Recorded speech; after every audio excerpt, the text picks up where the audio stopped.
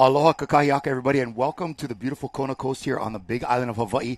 And as you can see, all of our canoes are lined up and ready to go for the start of the 2024 Queen Lili'uokalani Canoe Race here at the Queen Lili'uokalani Canoe Festivals. I'm Kala'i Miller from Ocean Paddle, and we have with us this morning Katie Stevens to help me get through the day's activities. Good morning, Katie. Thank you for joining us. Oh, good morning, Kala'i. Yeah, beautiful day here. First set of canoes there lined up, ready to go. I think we're going to start in about 8 minutes. We have 3 starts this morning. The first is the Iron Cruise. 5 minutes later is the Iron Unlimited Cruise. And then 5 minutes after that is the 9-person Changes Cruise. It's going to be a busy morning. And as you can see, all the canoes that are starting in the later subsequent divisions are kind of hanging out in the background there. But we have the most of our canoes, kind of the big part of it, at the line there. And as always, Katie, Kona rarely disappoints when it comes to weather, right? You know, you got the big Mauna up here blocking all whatever's happening with those pseudo hurricanes and all of that out in the Pacific. But man, it is a beautiful day in Kona. The uplands here are just, you know, with a little bit of mist on them, and there's not a cloud in the sky when you look Mauka. There's a little bit of cloud, as you can tell, behind us out to sea, but it's going to be a great morning for paddling and probably a little warmer in the afternoon when we have a start for our men's races. Probably a little warmer. I think people were hoping for a little bit of cloud cover, and this morning there was some clouds out there, but they've mostly burned off, and so it's gotten pretty sunny. Everything's sparkling out here on the water, and it's I think it's going to be pretty warm. Speaking of sparkling on the water, our conditions are, as you might think, out here in Kona. It's pretty flat, just a little bit of a ripple on the water, as you can see in your screen. We have our jet skis kind of patrolling back and forth, holding the canoes to the starting line. And it looks like we're going to have a start in just a couple of minutes here. They're going to unleash the horses, and they'll be flying down that beautiful coastline that you see in front of you towards Honau. Now, Katie, it's roughly 18 miles from here at the pier in Kailua, Kona, which would be like considered Kailua town or Kona town, and then heading down to Pu'onua Honau. Now it's basically like a city of refuge out there, but man, it's going to be a beautiful course along an extraordinary coastline. Of course it is, and of course it's hard when you're out there racing to not get a little distracted and start looking at this beautiful coastline. The water is so clear, and you get patches where it's so smooth, and you can see all the coral and things down below. But I think most of these people hopefully are going to be pretty focused on what they're doing racing and looking at the other canoes and waiting for when they get to Honau, which is such a beautiful spot to come into. Yeah.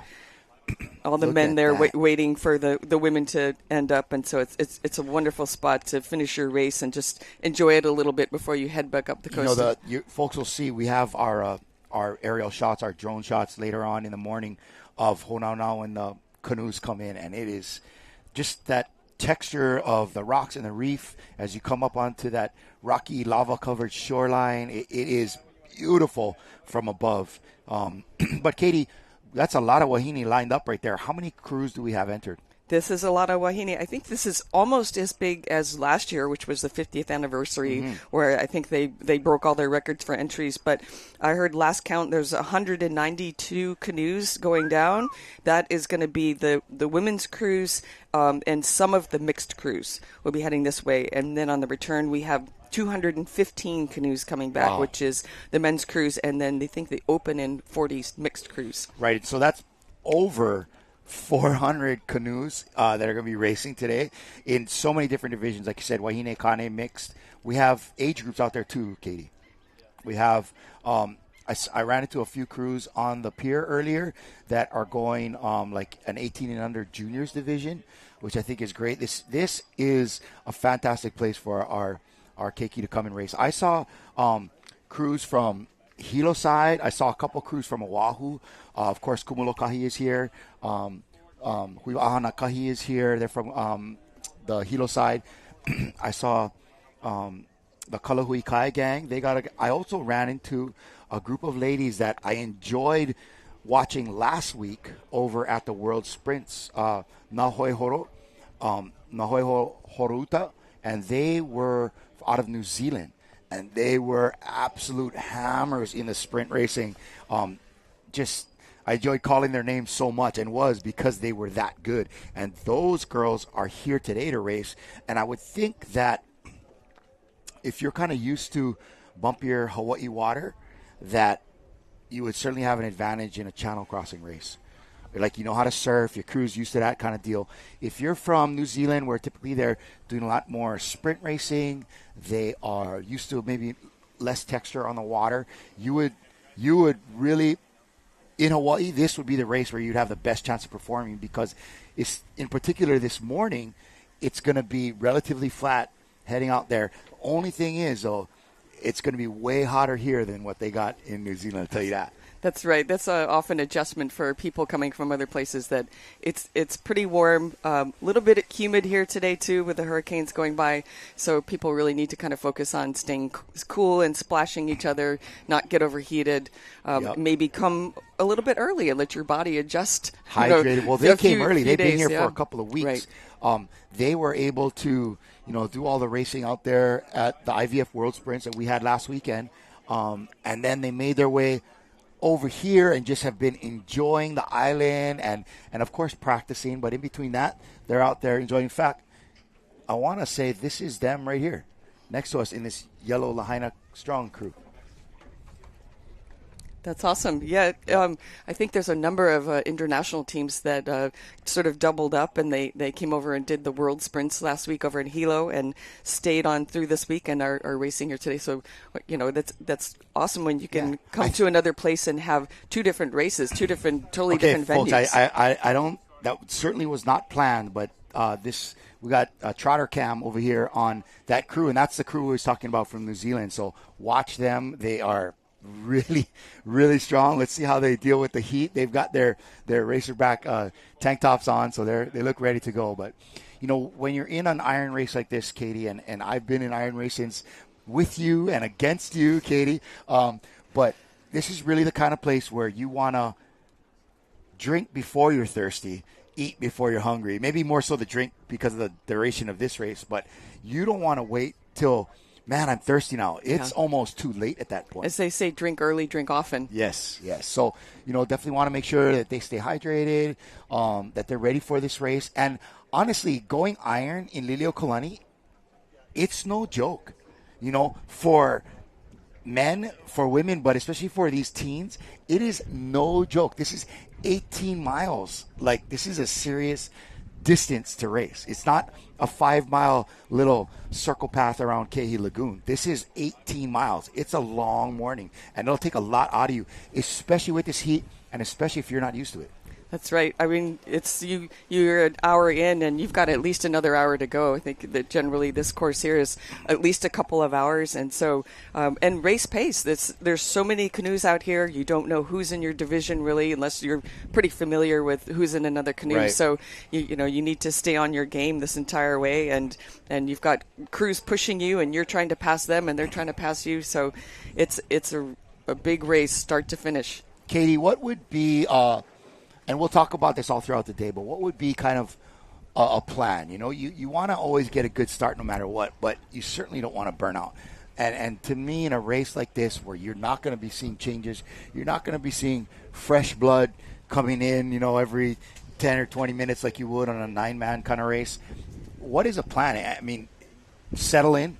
That's the deal, right? Settle in. I mean, I think everybody wants to get a good start and sort of get a good position. You don't want to be sort of trapped behind some other canoes. So people will try to focus on, I think we have a race start here, Kalai. There they go. The first wave of women. This is the there iron they go. The jet ski women. has pulled off. And here they go. This is our first wave. What crews are going to be in this one? This is iron women in the spec boats. So the unlimiteds will go 5 minutes from now. The unlimited iron. So this is the Koa and the spec boat women iron and all the different age groups. From teens all the way up to I think they have 70 plus age groups. So Katie, what for those that might be tuning in and aren't familiar with our terminology? what is a spec boat? So those are canoes that meet the specifications for the Hawaiian Ocean Racing. It's generally the Hawaiian regatta Canoe Racing system. Association, Hawaiian right? Canoe Racing. So the hull has to be 400 pounds or more, and it has specifications about the water line, the length of the canoe, and various things. So so any of those canoes in this division, whether they're koa or they're fiberglass, need to meet all those specifications. There's a little bit of difference between the canoes with the different canoe makers, but they all have to meet those specifications. And that's what the spec is. So it's short for specifications. Now, as you mentioned, these canoes would be, and there's one right in front of us right there that looks like probably a Bradley Lightning right there. And he's probably the maker of most of the spec boats, the fiberglass ones. And now you can, is that a koa or is that, sorry, sometimes hard to see with the light. But these canoes, as you mentioned, they're 400 pounds at minimum, and they're about 45 feet long, 6 seats. You know, they kind of bring, but they're open hulled, as you would say, the open decked, as opposed to, as you see later, the unlimited canoes are built almost like a tube with holes cut out for the people to sit inside of it. So this one is like open and flat, and I'm noticing, Katie, that the majority of the canoes are out there without what we would call a cover or a spray skirt or whatever, right? Yes, that you would normally have on there when you're afraid of water coming in, so the more open ocean or rough water courses. I think here people probably leave that off because you're not likely to get that much water in. There's some spray that comes in and stuff, but it'll be cooler if you leave the cover off. It's way cooler. That when it has the spray cover on in weather like this, man, it is a hot box. It's like having your lower half in a sauna, right, or a steam room, so to speak. So that it makes it also, Katie, easier to bail. You're not trying to navigate this spray skirt, but you're going to see a lot of these. This is what we would call a traditional style Hawaiian canoe, and a lot of these folks that are coming from places like New Zealand, or I met a team of ladies from the mainland U.S., and they maybe have started their clubs on these types of canoes, but in the last several years have kind of gone towards those unlimited canoes that we're going to see a little later. They're lighter.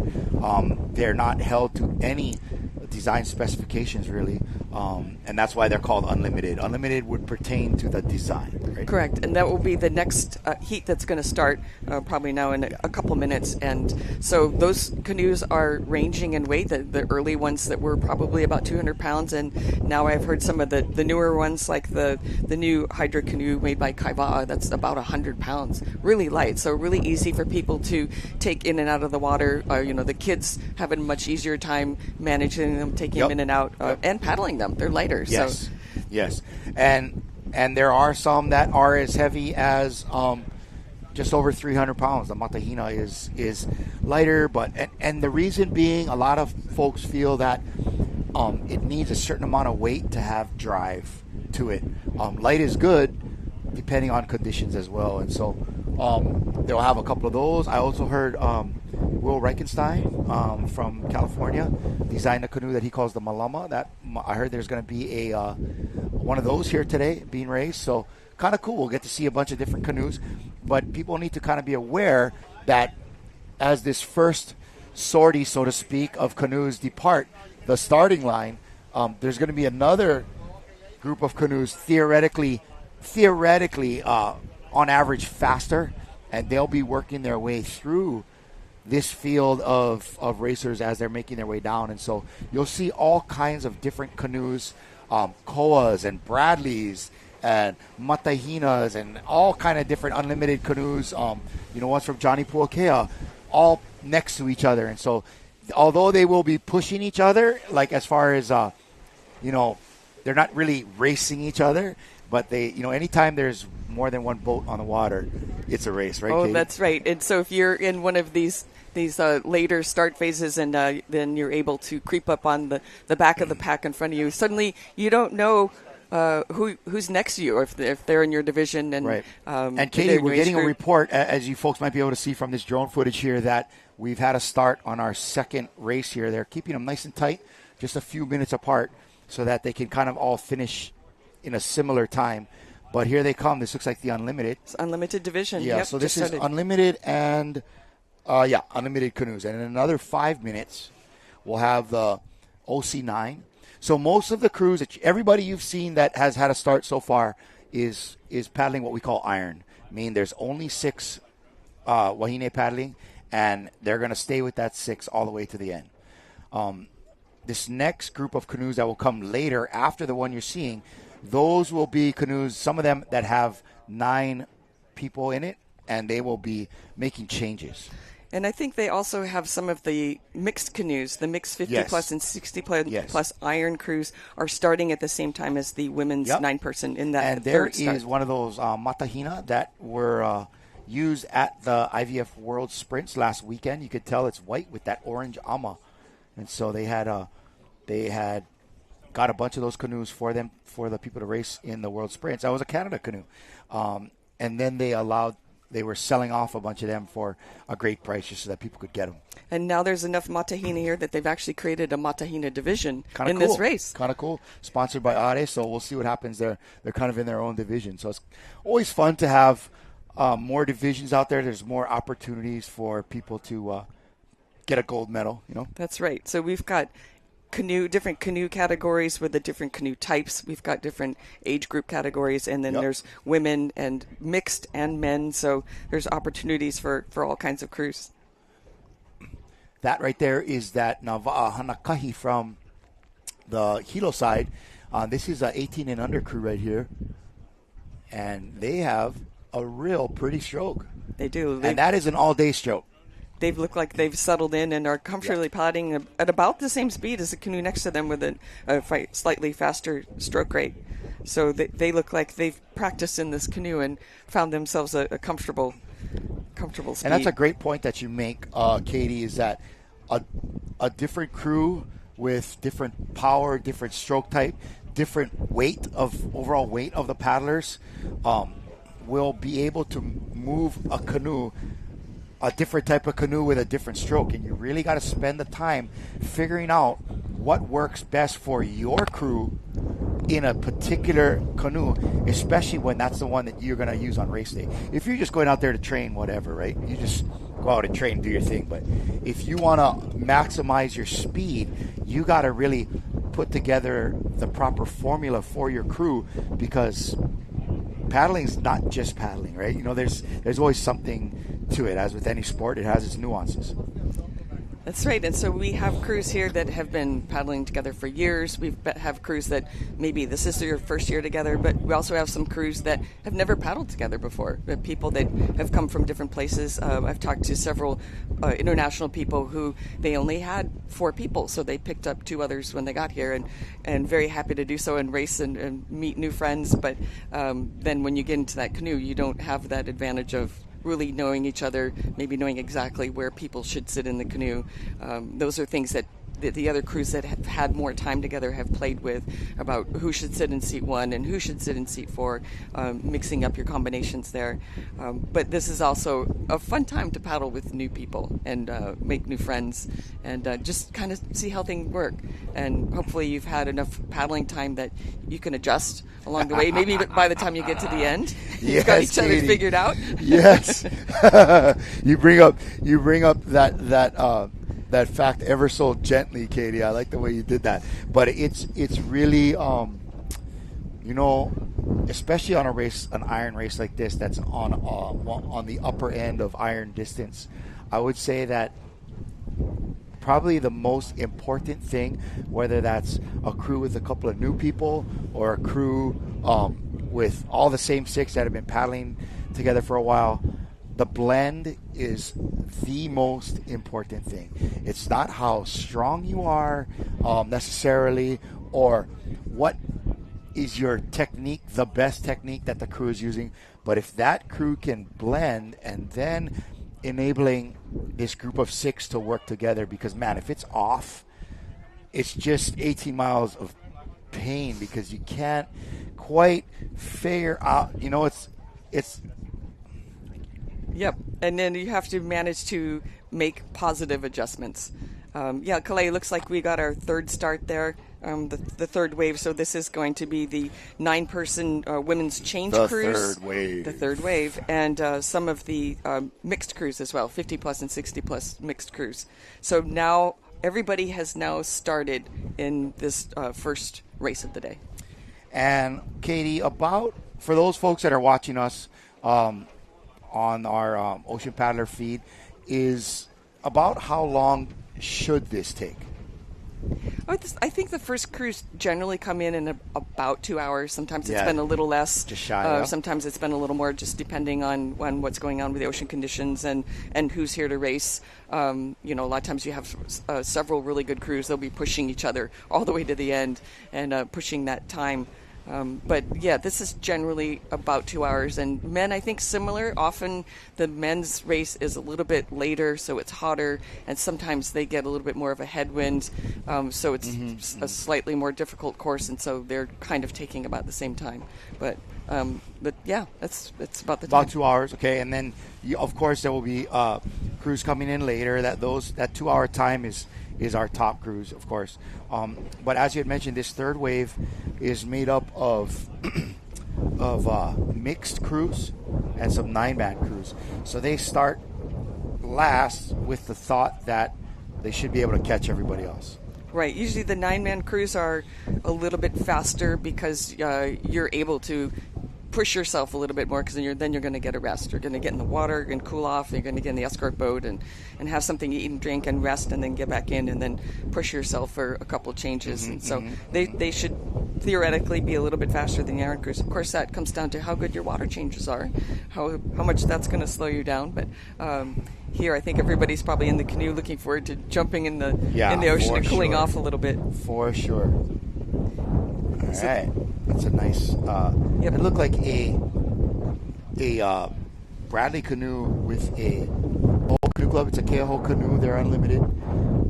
We don't know though, because sometimes there are at least 200 canoes in the water going in each direction, right? So those crews coming in each direction. Not every crew did not bring their own boat or their own va'a, right? So there's a lot of borrowing of canoes here on the island. Thankfully, there are a number of great canoe clubs, including Kaiopua, who hosts this race, and they all kind of hooey up and loan canoes to the different crews that have come from out of town, so to speak, to race. And so you're going to see a lot of, it may say, for instance, Keoho on the side of it, but it might not necessarily be a Keoho crew. That's right. So that's going to be some of our challenges coming up in some of these canoes and trying to identify for you all who's in the canoe, because often it's not matching the name of the canoe on the side because they borrowed it. And people sometimes are getting different colored jerseys for this race, and so we're going to be trying to look at the numbers, the race numbers on the side, and helping figure out who that is. But canoes from all over the place with people from all over the world in these canoes. It's a nice unlimited right there. Yep, that's a Kaiopua canoe. So again, Kaiopua may have lent this out to another club. The green shirts make me believe that's probably a crew from somewhere else. Right. It was a Matahina, though, racing there as well. A couple of spec boats like we talked about. Looks like some Bradleys. Could be, there's also like a Mirage or some of these other canoes. But typically, nowadays, they're usually made by Sonny Bradley. A great canoe, the Lightning.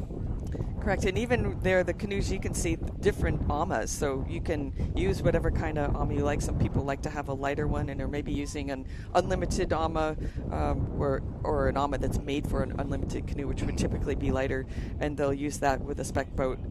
So a lot of mix and match going on. Mix and match, for sure. Yep. Beautiful shot. What a great morning here in Kona, and we are just kind of making our way down the coastline here, and some great paddling by these ladies.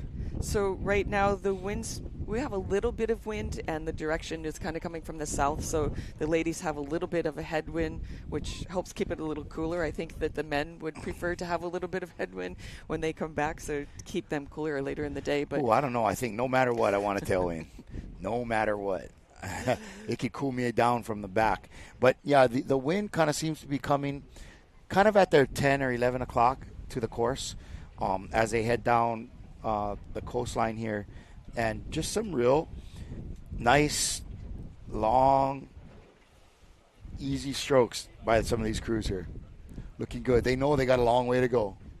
Yep, and we can see now that these crews are spreading out in if you're headed down the race course, a left to right course. I guess that would be kind of east and west. So some canoes are headed further in, closer to the coastline, and we've got a number of them. They're actually pretty far out, spread out. This is probably at least a quarter mile of horizontal sort of spread between them.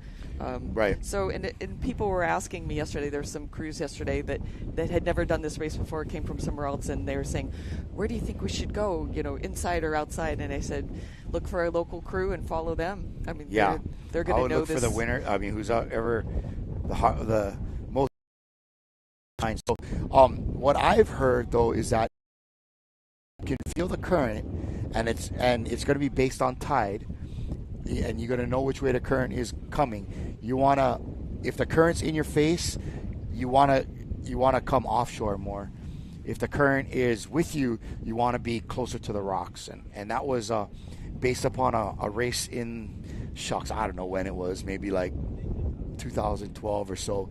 And it was Bruce Ayau, who is a very well-known and storied steersman. And they came out here, and granted, he had a crew full of hammer paddlers with him. Guys like Kyaku Nolan, and they came down the coastline in a koa canoe, and he hugged right along the rocks as close as he could to the shoreline, and they won the whole shebang in a koa canoe. Wow. And it was because of his knowledge of how the currents work and his knowledge of this coastline that they were able to pull off that W in a traditional canoe. And so that is something you just do not see. That's right. Yeah. Often, I mean, the koa canoes are all hand-shaped, so they're all different shapes. Some are probably a little better for a flat water race. Some are better for an open ocean race. Because a lot of the canoe clubs are using their koa canoe during the regatta season, then they are sort of focusing the shape more on that, something that can do well in a flat straightaway, but still you can turn pretty well in it, as opposed to some of the fiberglass canoes where they're more focused on a shape that's going to be for big open Right. ocean. Right. So winning a race, any kind of race in a koa canoe, though, that's pretty special. That's pretty special. Yeah. Just getting in them, just like walking up to them and checking them out is great. So this is the gamble that these ladies are playing here. This is they are opted for the long sleeve to stay out of the sun, but it doesn't breathe quite as well as, let's say, like a tank top. This is Kalahui Kai Juniors here. This is a 18 and under crew in a Puakea unlimited boat there, making it move pretty nicely. Yeah, that's Kalahui Kai Juniors right there. Nice stroke, keeping it up front, keeping it quick. A lot of times when you have a crew of smaller, lighter paddlers, you might not have the power, so you want to have a quicker stroke rate and keep it all up within the strongest part of the stroke so that you can kind of get going there. Not sure who this is, but they got a nice run going here in it looks like a Matahina there that they're paddling. Interestingly enough, the Matahina still rigs the old school Tahitian way where you have the wood yako, and you can see the pedestals between seats 4 and 5 and 2 and 3. That's the vai, they call that. And you rig to the vai with rope or rubber and that's kind of the real traditional way of doing it. Whereas in that last canoe and some of these other ones, you're going to see where they had a aluminum or even sometimes composite yako outrigger, and it slipped into a receiver in the hull, like this one here. Thank you very much, Christian. That one there had the there you go, Matahina there.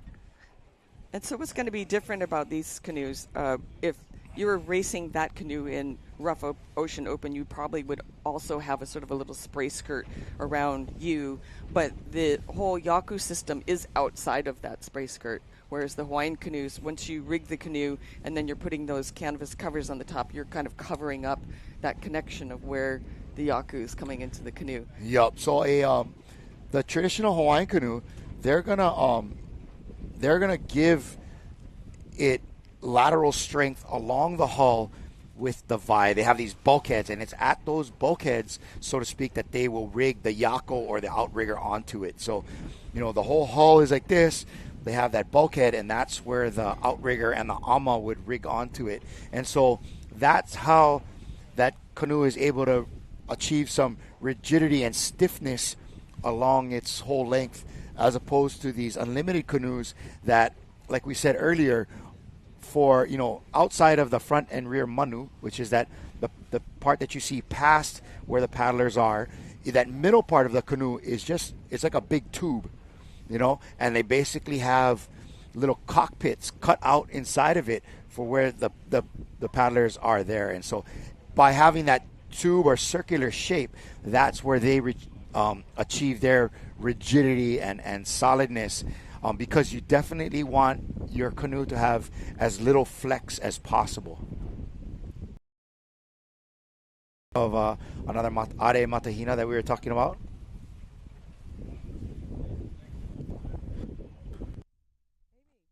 Henny, can you tell Amy that I need the crew list?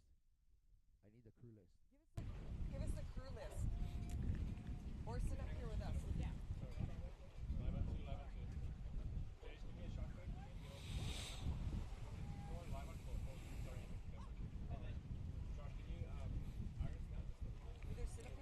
Yes.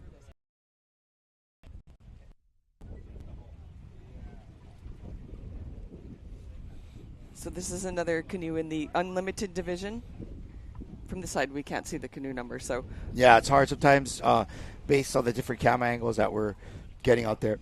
If we're looking into the sun, it's a little more difficult. Like, this angle is a lot easier. We're looking out of the sun. What you got there? That looks like crew number 140. Now, are we looking for the ladies' race? We're looking at the front or the back? Because there's two numbers there. The front is going to be the number for the ladies. So all you folks at home that might be watching, this is going to be unlimited age group 40 plus. This is the Konanwi Kontikaways. I can't say it, but yes. that leads me to believe that these ladies on the mainland United States or on the continent, as we like to say here in Hawaii. But yeah, that was probably a First Nations tribe that had come to race at the World Sprints and spent the week.